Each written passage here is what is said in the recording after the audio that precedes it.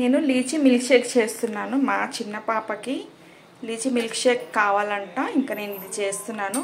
ఇవి ఒక 10 లీచీస్ పీల్ చేసుకొని లోపల సీడ్స్ ఉంటాయి. సో ఒక్కొక్కసారి కొన్ని పురుగులు కూడా ఉంటాయి.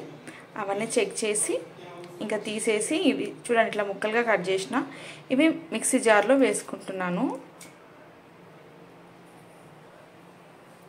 తర్వాత ఇందులో 2 చెంచాలంతా షుగర్ వేసుకోవాలి.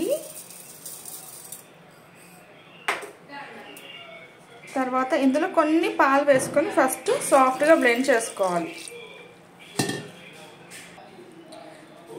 చూడండి ఇలా అయిన తర్వాత ఇట్లా ఉండాలి ముక్కలు మొత్తము మ్యాష్గా, అంటే మొత్తం సాఫ్ట్గా కూడా మిక్సీ పట్టుకోవద్దు, ఇలా ముక్కలు ఉండాలి. తర్వాత ఇందులో ఇంకొక గ్లాస్ పాలు పోసుకోవాలి.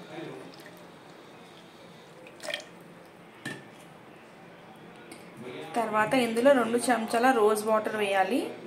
యాక్చువల్గా రోజ్ వాటర్తోని టేస్ట్ ఇంకా చాలా బాగుంటుంది. ఇప్పుడు మళ్ళీ ఒకసారి ఇది బ్లెండ్ చేసుకుందాం. చూడండి అయింది. ఇప్పుడు ఇంకా ఇది గ్లాస్లో సర్వ్ చేసుకుందాము.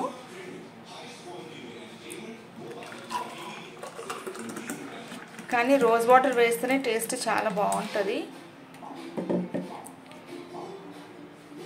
చూడండి కానీ అమృతంలాగా ఉంటుంది ఇది మిల్క్ షేక్, మస్తు ఉంటుంది. సో చేసుకోవడం కూడా చాలా ఈజీ.